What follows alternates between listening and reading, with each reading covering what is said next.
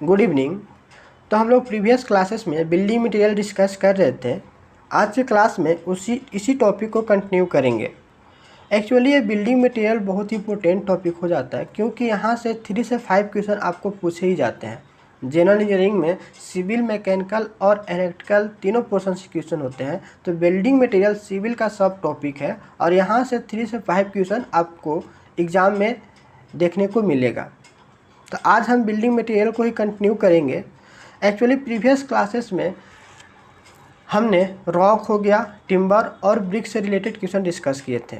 तो एक्चुअली मैंने टिम्बर को जो पोर्शन बताया था, जो सेंटर पोर्शन प्लीथ, वो एक्चुअली मिस्टेक हो गया था। वहाँ पर पीथ होता है, उसे आप सुधार लीजिएगा। जो हमारा टिम्बर होता है क्वेश्चन नंबर 25, उस केस में 25 के क्वेश्चन में जो टिम्बर का जो सेंटर पोर्शन है उसे हम बोलते हैं पीथ।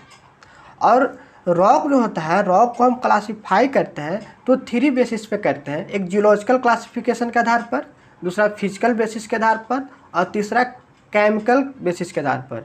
जियोलॉजिकल के आधार पर भी हम 3 कैटेगरी में इसको डिवाइड करते हैं, इग्निशियस रॉक, सेडिमेंट्री रॉक और मेटामॉर्फिक रॉक। उसी तरह केमिकल के आधार पर भी हम 3 पार्ट में डिवाइड करते हैं, कैल्शियस रॉक, आर्जिलियस एंड सिलिशियस। और फिजिकल के आधार पर 2 कैटेगरी में डिवाइड करते हैं, अस्टार्टिफाइड एंड अनअस्टार्टिफाइड। ओके, तो ये प्रीवियस क्लासेस का कुछ डिस्कशन थे जो मैंने बताया। आज के क्लास में आगे हम देखेंगे। तो चलिए क्लास को स्टार्ट करते हैं। स्टार्ट करने से पहले जो भी इस चैनल में नए हैं वो चैनल को सब्सक्राइब कर बेल आइकन को प्रेस कर लें कि वीडियो का नोटिफिकेशन आप तक जल्द से जल्द मिल सके। और वीडियो को लाइक ज़रूर करें और ज़्यादा से ज़्यादा अपने दोस्तों के बीच इसे शेयर भी करें। तो चलिए आज स्टार्ट करते हैं। हमारे स्क्रीन पे फर्स्ट क्वेश्चन है। देखिए 61 क्वेश्चन में 2 स्टेटमेंट दिया हुआ है, ठीक। पहला स्टेटमेंट एंड दूसरा स्टेटमेंट। तो पहला स्टेटमेंट और दोनों स्टेटमेंट को पढ़ के आपको ये बताना कि दोनों सही है। स्टेटमेंट दोनों सही है तो जो सेकेंड स्टेटमेंट है वो पहला स्टेटमेंट के क्या करेक्ट एक्सप्लेनेशन है, ये भी आपको देखना है। तो ये 3 चीज़ आपको रिलेटेड करना है। पहला स्टेटमेंट दोनों सही है कि नहीं, और दूसरा चीज़ जो हमारा सेकेंड स्टेटमेंट है वो हमारा फर्स्ट स्टेटमेंट का एक्सप्लेनेशन सही है कि नहीं। तो हम पढ़ेंगे। फर्स्ट स्टेटमेंट है, pure lime takes a long time to develop adequate strength. देखिए ये स्टेटमेंट क्या बोल रहा है कि जो प्योर लाइम है वो लंबा समय लेता है स्ट्रेंथ को डेवलप करने में। तो ये सही है। ये स्टेटमेंट जो है, प्योर लाइम जो होता है वो स्ट्रेंथ जो हमारा डेवलप होता है उसमें लंबे समय लगते हैं। और सेकेंड स्टेटमेंट है, pure lime has slow hardening characteristic. बोल रहा है कि जो प्योर लाइम का करेक्टरिस्टिक है वो स्लो हार्ड होता है। तो ये भी हमारा सही है। और यदि स्लो हार्ड होगा तो ऑफकोर्स जो स्ट्रेंथ है वो धीरे धीरे आएगा, लंबे समय में आएगा। तो एक्सप्लेनेशन जो फर्स्ट का एक्सप्लेनेशन है उसको भी ये एक्सप्लेन कर रहा है, तो रीजन भी इसका सही है। तो फर्स्ट एंड सेकेंड दोनों स्टेटमेंट सही है और एक्सप्लेन भी आर जो है वो ए को एक्सप्लेन सही कर रहा है। इसलिए इसका आंसर क्या हो जाएगा, इसका राइट आंसर हो जाएगा A. Both A and R are true and R is correct explanation of A. Next second question आपके स्क्रीन पर है, hydraulic lime is obtained by. Hydraulic lime किससे ऑब्टेन करते हैं। तो एक्चुअली जो हाइड्रोलिक लाइम ऑब्टेन करते हैं वो बर्निंग ऑफ कंकर से करते हैं। तो इसका राइट आंसर हो जाएगा B, burning of kankar. Next 63,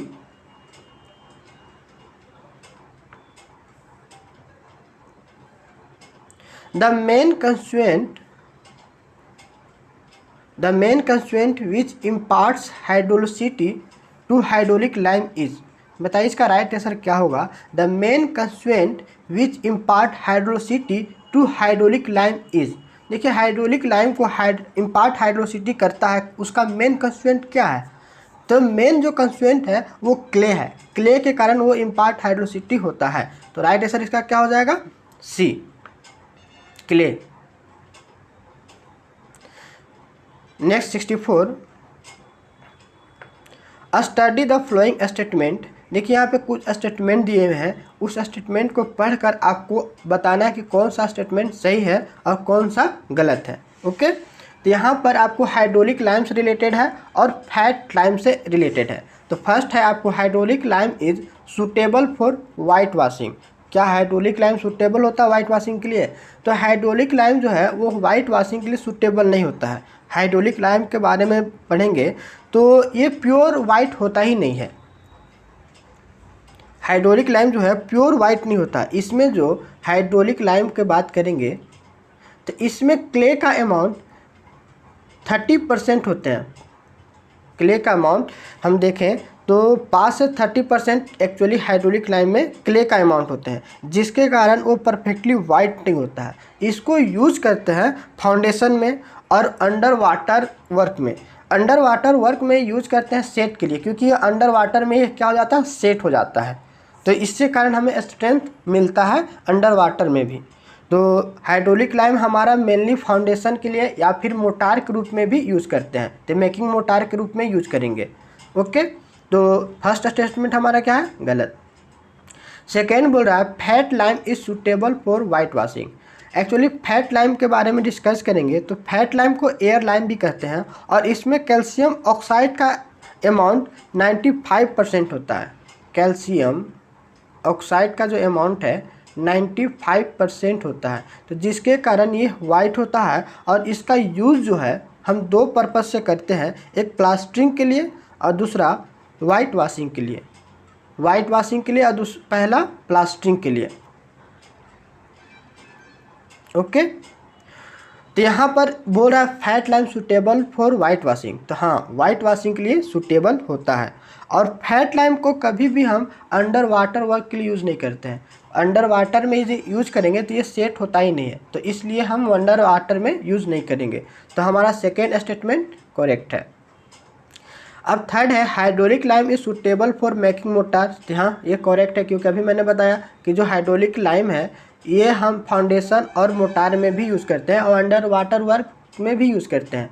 तो ये हमारा मोटार के रूप में यूज़ करते हैं। मोटार जब बनाते हैं तो उसके लिए हाइड्रोलिक लाइम को यूज़ किया जाता है।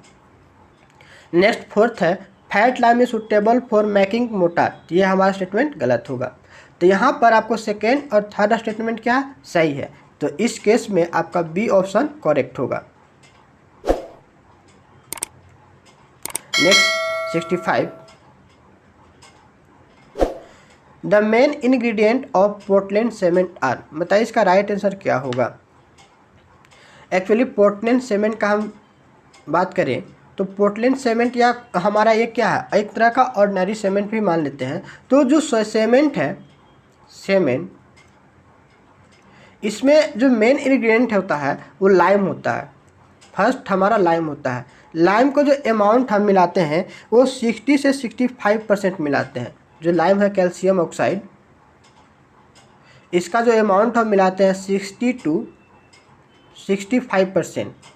ये नोट डाउन कर लीजिए।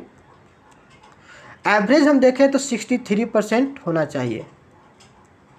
ओके, तो कैल्शियम हम जो लाइम है कैल्शियम ऑक्साइड है, इसका जो अमाउंट हम मिलाते हैं वो 60 to 65% रखते हैं और एवरेज हम 63%। इसका जो मेन फंक्शन है, लाइम का जो मेन फंक्शन है, ये हम स्ट्रेंथ को कंट्रोल करता है और साउंडनेस को भी कंट्रोल करता है। तो control the strength and soundness.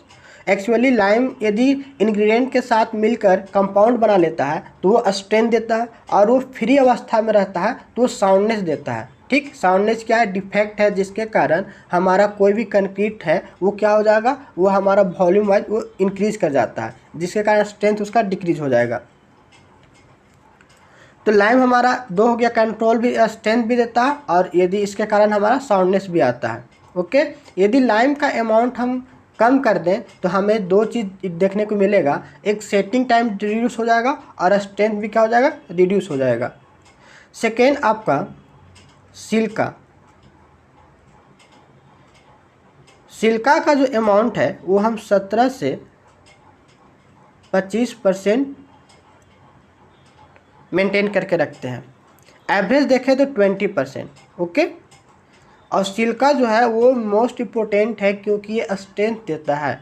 Chilka क्या देता है, स्ट्रेंथ। तो लाइम और सिल्का ये दोनों हमारा मोस्ट इम्पोर्टेंट रोल प्ले करते हैं स्ट्रेंथ में, स्ट्रेंथ देने में। थर्ड इंग्रेडिएंट का बात करें तो इसमें अल्मुना आता है।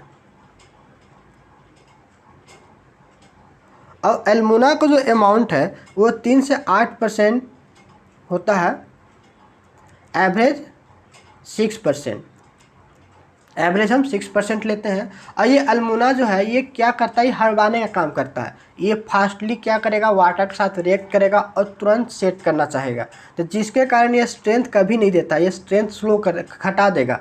तो एल्मुना का अमाउंट हम कभी ज़्यादा नहीं रखना चाहते हैं। यदि एल्मुना का अमाउंट ज़्यादा रखिएगा तो आपका सीमेंट का जो स्ट्रेंथ है वो रिड्यूस हो जाएगा। तो एल्मुना एक्चुअली क्या करता है, तो क्विकली वाटर के साथ रिएक्ट करना चाहता है, और जल्द यदि जो भी स्पीडली काम करेगा, वाटर के साथ जल्दी रिएक्ट करेगा, तो उसके कारण स्ट्रेंथ हमें कम मिलेगा। तो इसलिए एल्मुना का अमाउंट हम कम रखते हैं। फोर्थ इंग्रेडिएंट हम देखें तो आयरन ऑक्साइड, फोर्थ में आयरन ऑक्साइड।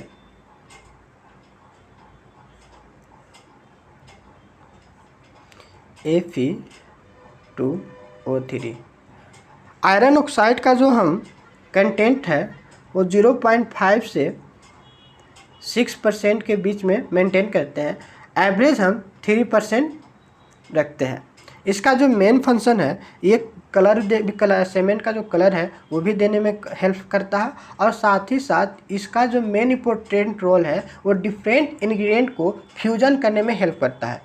जो डिफरेंट इंग्रेडिएंट है उसको हम जब भट्टा में डालते हैं और वो एक दूसरे से फ्यूजन करता है, तो उसमें हेल्प करने का ये इम्पोर्टेंट रोल प्ले करता है फ्यूजन करने में। ओके, तो आयरन ऑक्साइड का मेन फंक्शन क्या है, डिफरेंट इंग्रेडिएंट को फ्यूजन करने में हेल्प करता है, और दूसरा कलर देता है। Next magnesia. देखिए मैग्नीशिया का जो हम अमाउंट है वो 0.5 से 4% रखते हैं, और एवरेज 2% हम मिलाते हैं। इसका मेन जो काम है वो हमारा इम्पार्ट कलर देता है और हार्डनेस भी देता है, और इसके कारण हमें साउंडनेस भी देखने को मिलता है। ओके, तो यहाँ पर दो के कारण साउंडनेस अभी देखें, एक लाइम के कारण साउंडनेस आ रहा और दूसरा मैग्नीशिया के कारण। और थर्ड इंग्रेडिएंट है सल्फर ट्राईऑक्साइड। सल्फर ट्राईऑक्साइड के कारण क्या आता है, साउंडनेस आता है। तो हमें 3 हमारा इंग्रेडिएंट है, एक लाइम, दूसरा मैग्नीशिया और तीसरा सल्फर ट्राईऑक्साइड। ये तीनों कारण क्या होता है, साउंडनेस देखने को मिलता है। तो यहाँ पर मेन इंग्रेडिएंट पूछ रहा था, इस केस में कौन सा राइट आंसर होगा, तो राइट आंसर हो जाएगा लाइम एंड सिलिका, क्योंकि लाइम एंड सिलिका जो है वो हमारा इंपॉर्टेंट रोल प्ले करे स्ट्रेंथ देने में। तो स्ट्रेंथ जो देगा वो हमारा क्या है, मेन इंग्रेडिएंट है। तो यहाँ पर राइट आंसर होगा ए। 66 क्वेश्चन है स्क्रीन पर। The constituent of cement which is responsible for all the undesirable properties of cement. बताइए इसका राइट आंसर क्या होगा। एक्चुअली डिफरेंट इंग्रेडिएंट जो थे, lime, silica, alumina, iron oxide, magnesia, ये सभी जो डिफरेंट इंग्रेडिएंट थे ये मिलकर 4 हमारा कंपोनेंट बनाते हैं। कौन कौन, एक tri calcium silicate C3S, C2S, di calcium silicate C3A, tri calcium aluminate, और चौथा कंपोनेंट होता है C4AF, टेट्रा कैल्शियम अनमोनोफेरेटिक। ओके, इसे ये चारों जो है इसे हम बोलते हैं बॉन्ग्यू कंपाउंड। ओके, और हमारा इसमें जो C3S और C2S है जिसमें सिलिका है, ये दोनों हमें स्ट्रेंथ देने में इम्पोर्टेंट रोल प्ले करते हैं। और जो C3A है ये क्या करता है, क्विकली फास्टली वाटर के साथ रिएक्ट करता है। तो फॉल्स जो सेटिंग होता है, हमें वाटर के साथ तुरंतली जो रिएक्ट करता है क्विक, वो C3A है। तो ये C3A हमारा क्या है, ये हमारे लिए ज़्यादा इम्पोर्टेंट नहीं है, क्योंकि ये हमेशा काम को गड़बड़ कर देता है, क्योंकि ये फास्टली करेगा हर चीज़, तो वो इसके कारण हमारा स्ट्रेंथ क्या डिक्रीज हो जाता है। तो इसमें यदि बोलता है कि अनडिजायरेबल प्रॉपर्टी सीमेंट का कौन होगा, तो हमेशा याद रखिएगा C3A होगा, ट्राई कैल्शियम अल्मुनेट। तो राइट आंसर क्या होगा इसका, C, tri calcium aluminate. Next 67, the Le Chatelier device is used for determining the. बताइए इसका राइट आंसर क्या होगा। लीचेटेरियल जो डिवाइस है वो किससे डिटरमाइन करेगी। एक्चुअली लीचेटेरियल डिवाइस जो है वो साउंडनेस ऑफ सीमेंट को डिटरमाइन करता है। ओके, तो लीचेटेरियल डिवाइस हम साउंडनेस के लिए हम यूज़ करते हैं। तो साउंडनेस को मेजर करने के लिए दो डिवाइस यूज करते हैं, एक तो लीच एट्रियल डिवाइस और दूसरा autoclave device, autoclave test. Okay, तो ऑटोक्लेव टेस्ट से हम यदि मेजर करेंगे तो इससे हमें लाइम के कारण जो साउंडनेस आएगा और मैग्नीशिया के कारण जो साउंडनेस आएगा वो दोनों को मेजर करता है ऑटोक्लेव। बट जो लीच एट्रियल है ये ओनली लाइम के कारण जो आएगा साउंडनेस उसे ही मेजर करता है। तो लीच एट्रियल डिवाइस हमें क्या मेजर करेगी? साउंडनेस को। इसका राइट आंसर क्या होगा? B, soundness of cement. Next 68, the main constraint of cement which is responsible for initial setting of cement. Initial setting of cement के लिए कौन सा कंस्ट्रेंट रिस्पॉन्सिबल होता है? बताइए राइट आंसर क्या होगा? इसका राइट आंसर हो जाएगा सी, ट्राई कैल्शियम एल्यूमिनेट। हम बताएं अभी के C3A है वो फास्टली क्या करता है? वाटर के साथ रिएक्ट करता है। जो इनिशियल सेटिंग टाइम है वो हमारा किस पे डिपेंड करता है? ट्राई कैल्शियम एल्यूमिनेट पर। तो इसका राइट आंसर क्या होगा? राइट आंसर हो जाएगा सी। ये वेरी वेरी इंपॉर्टेंट है और बहुत बार ये रिपीटेड क्वेश्चन है, इसलिए इसे याद रखिएगा। सी the right answer, C3A। Option में यदि C3A रहेगा तो भी आप क्लिक कीजिएगा इस पर, और यदि ट्राई कैल्शियम एल्यूमिनेट रहेगा तो आप ट्राई कैल्शियम एल्यूमिनेट टिक कीजिएगा। Next 69, the initial setting time for ordinary Portland cement as per IS specification should not be less than. बताइए इसका राइट आंसर क्या होगा? मैंने प्रीवियस क्लास में डिस्कस किया था कि जो पोर्टलैंड सीमेंट होता है या ऑर्डिनरी पोर्टलैंड हो, कोई भी सीमेंट हो, तो ऑर्डिनरी पोर्टलैंड सीमेंट के केस में इनिशियल सेटिंग टाइम 30 मिनट होता है और फाइनल सेटिंग टाइम 10 आवर होता है। कितना होता है? 10 आवर। तो ये चीज़ इंपॉर्टेंट है, याद रखिएगा। इनिशियल सेटिंग टाइम हमारा ऑर्डिनरी पोर्टलैंड सीमेंट का 30 मिनट होगा और फाइनल सेटिंग टाइम 10 आवर। यदि मिनट में बात करेंगे तो 600 मिनट। तो इसका राइट आंसर क्या होगा? बी। यहाँ पर इनिशियल सेटिंग टाइम पूछ रहा है तो इनिशियल सेटिंग टाइम क्या होगा? 30 मिनट। इससे लेस नहीं होना चाहिए, इससे लेस नहीं होता। Okay, next 20, as per IS specification the maximum final setting time for the ordinary Portland cement should be. बताइए इसका राइट आंसर क्या होगा? अभी मैंने बताया, इसका राइट आंसर हो जाएगा 10 hour. Next 71, for testing compressive strength of cement the size of cube use is. बताइए इसका राइट आंसर क्या होगा? एक्चुअली जब हम सीमेंट का टेस्ट करते हैं, कंप्रेसिव टेस्ट करते कीजिए चाहे, ओके, तो कंप्रेसिव टेस्ट और टेंसाइल टेस्ट के केस में हम एक क्या करते हैं? स्ट्रक्चर तैयार करते हैं। तो कंप्रेसिव के लिए हम जो तैयार करते हैं क्यूब, वो 20.6 mm का क्यूब रेडी करते हैं, प्रिपेयर करते हैं। और यदि टेंसाइल के लिए करेंगे तो उसके लिए ब्रिक्वेट तैयार करते हैं, वो हम क्यूब पे हम टेस्ट नहीं करते हैं। तो हमारा कंप्रेसिव स्ट्रेंथ के लिए, सीमेंट का कंप्रेसिव स्ट्रेंथ चेक करने के लिए हम साइज का क्यूब है वो 20.6 mm मेंटेन करते हैं। इसका राइट आंसर क्या होगा? B, 20.6 mm। Next 22, the normal consistency of ordinary Portland cement is about. बताइए इसका राइट आंसर क्या होगा? एक्चुअली नॉर्मल कंसिस्टेंसी टेस्ट ये वेरी वेरी इंपॉर्टेंट टेस्ट है। हम कोई भी टेस्ट करते हैं सीमेंट में तो सबसे पहला जो टेस्ट है वो नॉर्मल कंसिस्टेंसी टेस्ट करेंगे, उसके बाद ही अदर टेस्ट हम करेंगे। ओके, यदि हम कोई भी सीमेंट का टेस्ट करना होगा तो उससे पहले हमें क्या करना होगा? नॉर्मल कंसिस्टेंसी टेस्ट करना होगा और उसके बाद हम अदर टेस्ट कर सकते हैं, क्योंकि नॉर्मल कंसिस्टेंसी को हर एक टेस्ट में यूज़ करना पड़ता है। तो हम normal consistency ordinary Portland cement का कितना होता है? तो 30% के अबाउट होता है। तो राइट आंसर क्या होगा इसका? सी।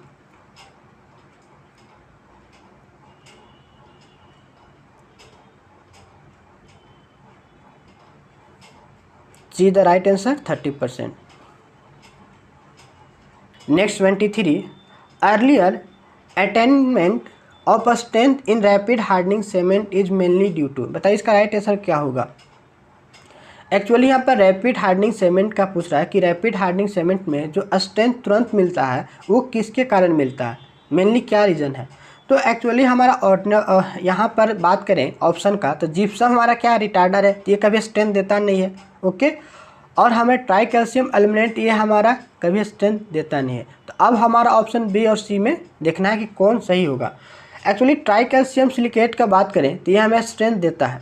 ओके, बट ये तो हमारा ऑर्डिनरी पोर्टलैंड सीमेंट में भी रहता है, सभी सीमेंट में हम इसको यूज़ करते हैं। तो इस केस में तो ये तो हर एक केस में स्ट्रेंथ देता है, बट यहाँ पर अर्लियर स्ट्रेंथ का बात कर रहा है। तो earlier strength rapid hardening cement हम इसलिए यूज़ करते हैं कि रैपिडली हमें स्ट्रेंथ मिल सके। इसके लिए क्या करते हैं कि सीमेंट को हम बहुत ज़्यादा फाइन ग्राइंडिंग करते हैं। तो फाइनर ग्राइंडिंग के कारण हमें सरफेस एरिया इंक्रीज हो जाता है और रिएक्शन वहाँ पे फास्टली होगा, तो स्ट्रेंथ हमें जल्दी मिलेगा। तो राइट आंसर इसका क्या होगा, B, finer grinding. Next 74 question, after storage the strength of cement. देखिए सीमेंट को यदि हम ज़्यादा समय तक स्टोर करते हैं तो उसका स्ट्रेंथ जो है वो डिक्रीज करता है। इसका राइट आंसर हो जाएगा डिक्रीजेज। 25 क्वेश्चन आपके स्क्रीन पर है। According to IS specification the compressive strength of ordinary Portland cement after 3 days should not be less than. बताइए इसका राइट आंसर क्या होगा।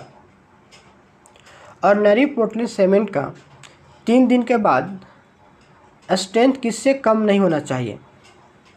तो एक्चुअली ऑर्डिनरी पोर्टलैंड सीमेंट का हम कैटेगराइज करते हैं तो इसको 3 ग्रेड में बांटते हैं, OPC 33, OPC 43 grade and OPC 53 grade. Okay, ये 3 ग्रेड हमारा OPC का होता है। और एक्चुअली 28 डेज में हम सीमेंट का स्ट्रेंथ 99 to 100% हम लेके चलते हैं कि हमारा अचीव कर लेता है। ओके, तो 3 डेज में हमारा जो स्ट्रेंथ है ऑर्डिनरी पोर्टलैंड सीमेंट का वो 50% अचीव कर लेता है। कितना, 50%। 3 डेज में 50% अचीव कर लेता है।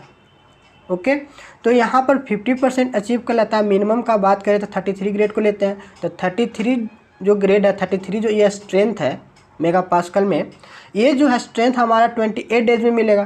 3 डेज में 50% करा मीन्स 33 का हमारा 50% निकालना होगा। तो यहाँ पे 50% वैल्यू निकालेंगे तो हमें मिलेगा 16.5। तो 3 डेज में हमें 16.5 मेगा पास्कल स्ट्रेंथ अचीव करना चाहिए, इससे कम नहीं होना चाहिए। तो इसमें हमारा राइट आंसर क्या होगा, सी द राइट आंसर होगा 16 मेगा पास्कल, इससे कम होना नहीं चाहिए। तो यहाँ पर आपको सी होगा। यदि 7 डेज का बात करेगा तो हमारा जो ऑर्डिनरी पोर्टलैंड सीमेंट है उसका 2/3 हमारा जो है 28 डेज का 2/3 पार्ट हमारा अचीव कर लेता है। तो उस केस में कितना होगा, 2/3 portion. Next 26, addition of pozzolana to ordinary Portland cement increase. बताइए इसका राइट आंसर क्या होगा। ऑर्डिनरी पोर्टलैंड सीमेंट में यदि हम पोज़लाना को ऐड करते हैं तो क्या हमें इंक्रीज करेगा। तो राइट आंसर इसका होगा बी, श्रिंकेज। श्रिंकेज इंक्रीज हो जाता है। Okay, next 77, gypsum consist of. इसे मैं प्रीवियस क्लास में डिस्कस किया था। जो जिप्सम है वो कैल्शियम सल्फेट से बना रहता है, CaSO4 से। तो राइट आंसर क्या होगा इसका, बी, कैल्शियम सल्फेट।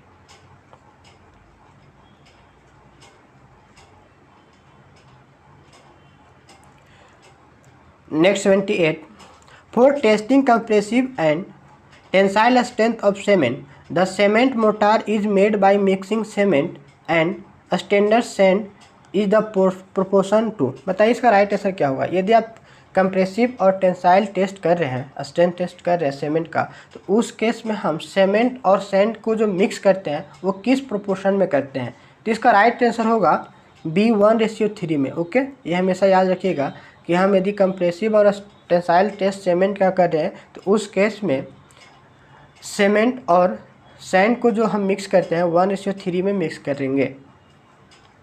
तो राइट आंसर क्या होगा इसका, B. 29, the slump recommended for mass concrete is about. बताइए इसका राइट आंसर क्या होगा। एक्चुअली इसका राइट आंसर क्या होगा, इसका राइट आंसर हो जाएगा 25 to 50 mm। यहाँ तक कोई दिक्कत नहीं है। Next 80 question, with increase in moisture content the bulking of sand. बताइए, कोई भी हमारा सैंड है, उस सैंड में हम क्या कर रहे हैं, मॉइस्चर कंटेंट को इंक्रीज कर रहे हैं। तो उस केस में जो बल्किंग ऑफ सैंड होगा वो उसका हम कैसे उसमें दिखेगा। तो देखिए, एक्चुअली हमारा कोई भी सैंड है, सैंड में हल्का मॉइस्चर मिलाइएगा तो बल्किंग ऑफ सैंड जो है वो इंक्रीज करता है। फर्स्टली क्या करेगा, इंक्रीज करेगा, और उसके बाद हम और भी पानी मिलाते जाएंगे और ये सैचुरेटेड हो जाएगा तो हमारा क्या होगा, धीरे धीरे डिक्रीज होने लगेगा। एक मैक्सिमम पॉइंट तक हमारा बल्किंग जो है वो इंक्रीज करेगा और उसके बाद क्या होगा, डिक्रीज करेगा। ओके, तो इसका राइट आंसर क्या हो जाएगा, first increase to certain maximum value and then decrease. इसका C the right answer. Okay, 81 question आपके स्क्रीन पर है। Which of the following cement is suitable for use in massive concrete structure such as large dam? बताइए right answer क्या होगा।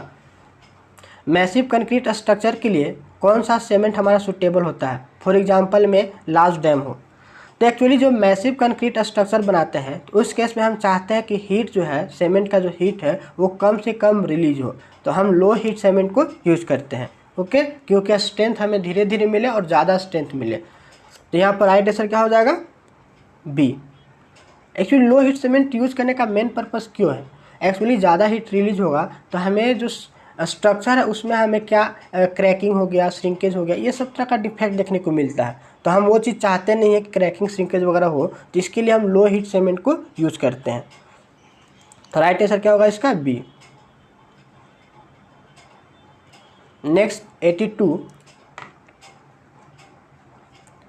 Proper amount of entrained air in concrete result in. बताइए right answer क्या होगा।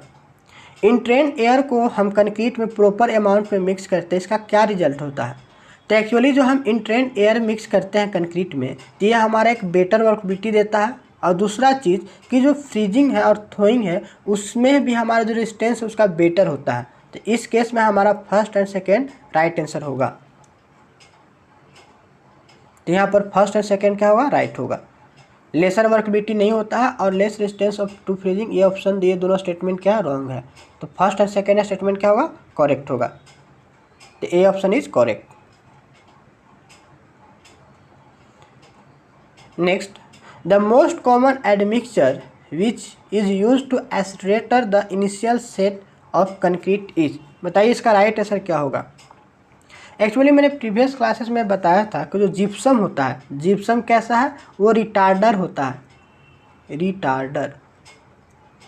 Retarder का जो main काम है ये क्या करता है, तो ये सेटिंग को स्लो कर देता है, मतलब धीरे धीरे सेट होता है, तो जिसके कारण सेटिंग टाइम हमारा इंक्रीज कर जाता है। लेकिन कैल्शियम क्लोराइड जो है यह एक तरह का एस्लरेटर है। क्या एस्लरेटर है, जो क्या करता है, सेटिंग को इंक्रीज कर देता है, जो हमारा जो रिएक्शन है उससे इंक्रीज कर देगा। तो रिएक्शन इंक्रीज हो जाएगा तो यहाँ पर सेटिंग टाइम क्या हो जाएगा, रिड्यूस हो जाएगा, वहाँ पर सेटिंग टाइम रिड्यूस करेगा, तो जो हमें इनिशियल सेटिंग टाइम जो है वो कम मिलेगा।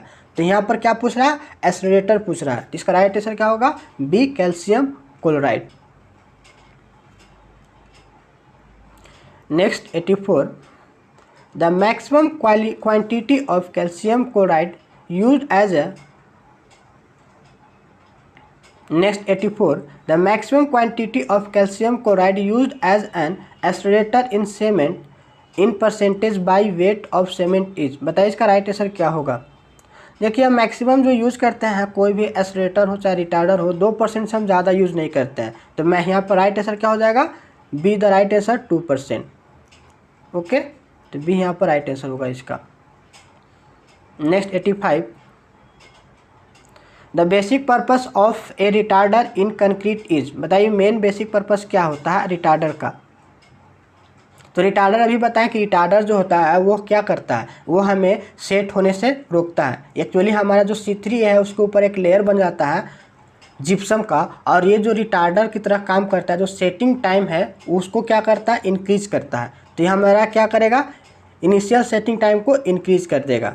ओके, तो इसका राइट आंसर क्या होगा बताइए। तो राइट आंसर इसका increase the initial setting time of cement paste in concrete. तो A is the right answer. Okay,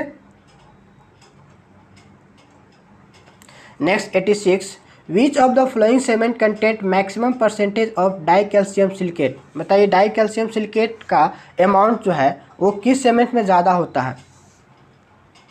इसका राइट आंसर हो जाएगा लो हीट सीमेंट। एक्चुअली हमारा सबसे ज़्यादा जो हीट जो रिलीज करता है वो C3A रिलीज करता है, ठीक, और उसके बाद कौन रिलीज करता है, C3S, और सबसे कम जो है वो रिलीज करता है हीट ऑफ हाइड्रेशन, वो हमारा C2S है, डाई कैल्शियम सिलिकेट। तो इसी कारण डाई कैल्शियम सिलिकेट को हम लो हीट सीमेंट में यूज़ करते हैं कि हमें जो हीट है वो कम से कम रिलीज करे। तो इसका राइट आंसर क्या होगा, बी। लो हीट सीमेंट में हम डाई कैल्शियम सिलिकेट का अमाउंट जो है वो ज़्यादा मिलाते हैं, तो B the right answer. Next 87, the most commonly use retarder in cement. तो अभी मैंने बताया कि जो हमारा मोस्ट कॉमनली रिटार्डर के रूप में यूज़ करते हैं वो जिप्सम को यूज़ करते हैं, तो यहाँ पर राइट आंसर हो जाएगा A, gypsum. Okay. Next 88, the basic raw material which are needed in large quantity for production of steel are. देखिए स्टील को प्रोडक्शन के लिए जो रॉ मटेरियल हम यूज़ करते हैं, बेसिक रॉ मटेरियल, वो लार्ज क्वांटिटी में कौन कौन यूज़ करेंगे, इसका ज़रूरत ज़्यादा होता है। तो राइट आंसर इसका हो जाएगा आयरन और कोल एंड लाइमस्टोन। ये तीनों जो बेसिक रॉ मटेरियल है इसको हम लार्ज क्वांटिटी में यूज़ करते हैं प्रोडक्शन ऑफ स्टील के लिए। तो सी द राइट आंसर इसका होगा आयरन और coal and limestone. Next 89, compare to mild steel cast iron has. बताइए माइल्ड स्टील से कंपेयर करना है कास्ट आयरन को। तो एक्चुअली कास्ट आयरन में हमारा जो होता है वो हमारा क्या है, ब्रिटल नेचर का होता है। ये कंप्रेसिव स्ट्रेंथ इसमें बहुत ज़्यादा होता है as compare to mild steel. तो माइल्ड स्टील के कंपेयर में हमारा कंप्रेसिव स्ट्रेंथ ज़्यादा मिलेगा कास्ट आयरन में, लेकिन टेंसाइल स्ट्रेंथ का बात करेंगे तो बहुत ही लो होता है। इसमें हमारा कास्ट आयरन ब्रिटल मटेरियल होता है, टेंसाइल स्ट्रेंथ नहीं होता है, मतलब होता है बट बहुत ही कम होता है। ओके, तो राइट आंसर इसका क्या हो जाएगा। तो हमारा 4 स्टेटमेंट दिया हुआ है, हाई कंप्रेसिव स्ट्रेंथ ये तो स्टेटमेंट सही है, हाई टेंसाइल स्ट्रेंथ ये स्टेटमेंट गलत है, लो कंप्रेसिव स्ट्रेंथ ये भी गलत है, लो टेंसाइल स्ट्रेंथ ये सही है, क्योंकि टेंसाइल स्ट्रेंथ इसमें कम होता है as compare to mild steel. Cast iron में टेंसाइल स्ट्रेंथ कम होता है और कंप्रेसिव स्ट्रेंथ ज़्यादा होता है। तो राइट आंसर क्या हो जाएगा, फर्स्ट एंड फोर्थ। तो फर्स्ट एंड फोर्थ हमारा ऑप्शन कौन सा है, डी। तो D the right answer. Next 90, which of the flowing gradient exert maximum influence on properties of steel. बताइए इसका राइट आंसर क्या होगा। एक्चुअली स्टील का प्रॉपर्टीज़ का बात करेंगे तो उसको हमारा इन्फ्लुएंस करने का जो मेन काम है वो कार्बन है। कार्बन के कारण बहुत ज़्यादा इन्फ्लुएंस होता है। यदि कार्बन ज़्यादा मिला दीजिए तो हाई स्टील में कन्वर्ट हो जाएगा, एक टाइम पर रखिए तो माइल्ड स्टील मिलेगा। तो कार्बन के कारण हमें देखने को मिलता है ज़्यादा इन्फ्लुएंस। तो इसका राइट आंसर क्या होगा, B, carbon. Next 91, which of the following is the purest form of iron. Iron का प्योरेस्ट फॉर्म क्या है, तो रॉट आयरन है। क्या, बी द राइट आंसर होगा, रॉट आयरन। रॉट आयरन जो है आयरन का प्योरेस्ट फॉर्म है और इसमें कभी जंक नहीं लगता है, रस्टिंग कभी नहीं होगा। प्योर आयरन में कभी रस्टिंग नहीं होता है। नेक्स्ट 92 आपके स्क्रीन पर है, the ultimate tensile strength of structural mild steel is about. बताइए राइट आंसर क्या होगा। यहाँ पे कौन सा स्ट्रेंथ पूछ रहा है, अल्टीमेट टेंसाइल स्ट्रेंथ किसका, माइल्ड स्टील का। इसका राइट आंसर हो जाएगा 420 न्यूटन पर mm square. C is the right answer. Next 93 देखिए, percentage of carbon content in mild steel is. बताइए इसका राइट आंसर क्या होगा। ये तो आप लोग सभी कोई पढ़े ही होंगे। तो माइल्ड स्टील के केस में हम कार्बन का जो परसेंटेज है वो लेस देन 0.25 लेते हैं। तो राइट आंसर क्या हो जाएगा, A, less than 0.25। Next 94, which of the following stresses is use for identify the quality of structure steel. बताइए इसका राइट आंसर क्या होगा। कोई भी स्टील स्ट्रक्चर है तो उसको हम यदि क्वालिटी का आइडेंटिफाई करेंगे तो हम उसका यील्ड स्ट्रेस देखते हैं, अल्टीमेट स्ट्रेस वगैरह कभी नहीं देखते हैं। ये कभी मत देखिएगा कि हम अल्टीमेट स्ट्रेस, प्रूफ स्ट्रेस, वो कभी नहीं हम देखेंगे। जब भी हम स्टील स्ट्रक्चर का क्वालिटी का बात करेंगे तो यील्ड स्ट्रेस उसका कितना उस पर डिपेंड करता है। तो राइट आंसर क्या हुआ इसका? B, yield stress. 95 question, the ratio of the thickness of web to that of flange of a steel roll structure beam and channel is. बताइए इसका राइट आंसर क्या होगा। हम चैनल और roll structure, steel roll structure, ये दोनों के case में जो हम वेब का थिकनेस और फ्लैंज का थिकनेस का जो रेशियो है किससे कम लेते हैं, तो राइट आंसर हो जाएगा 1 से कम होता है। तो राइट आंसर इसका क्या होगा? A, less than 1। Less than 1 is the right answer होगा। 95 का A is the right answer. Next 96, paint with white lead base are suitable for painting of. बताइए जो वाइट लीड का बेस हम यूज करते हैं पेंट में, ये किसके लिए सुटेबल होता है? तो राइट आंसर इसका हमेशा याद रखिएगा, वुड वर्क के लिए हमारा वाइट लीड बेस सुटेबल होता है। तो राइट आंसर क्या होगा? ए, would work.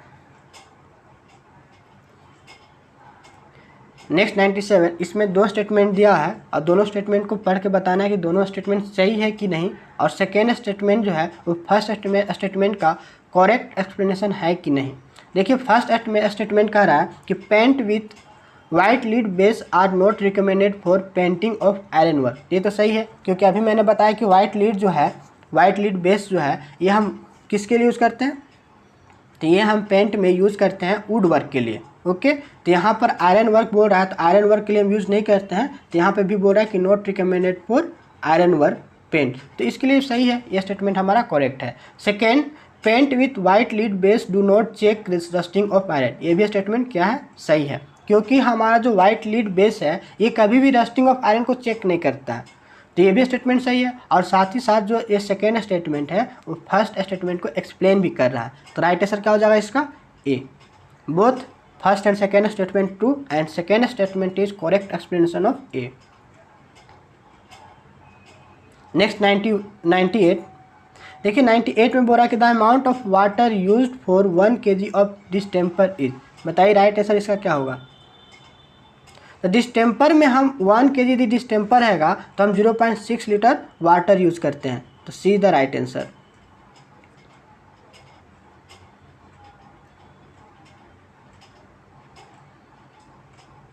Next 99, the vehicle used in case of enamel paint is usually. बताइए राइट आंसर क्या होगा?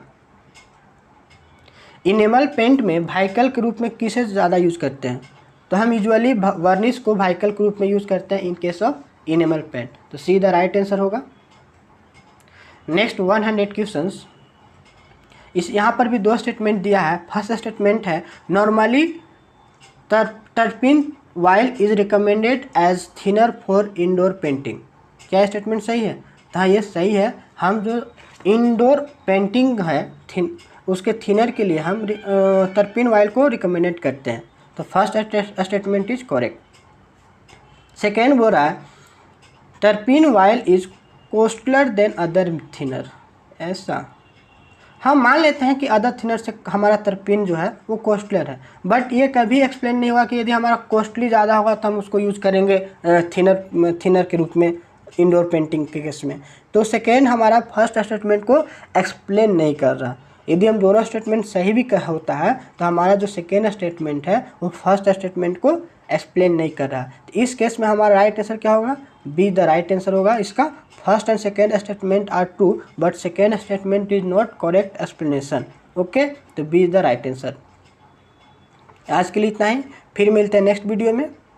वीडियो अच्छी लगी हो तो इसे लाइक कीजिए, सब्सक्राइब कीजिए और अपने दोस्तों को भी शेयर कीजिए। थैंक यू, जय हिंद।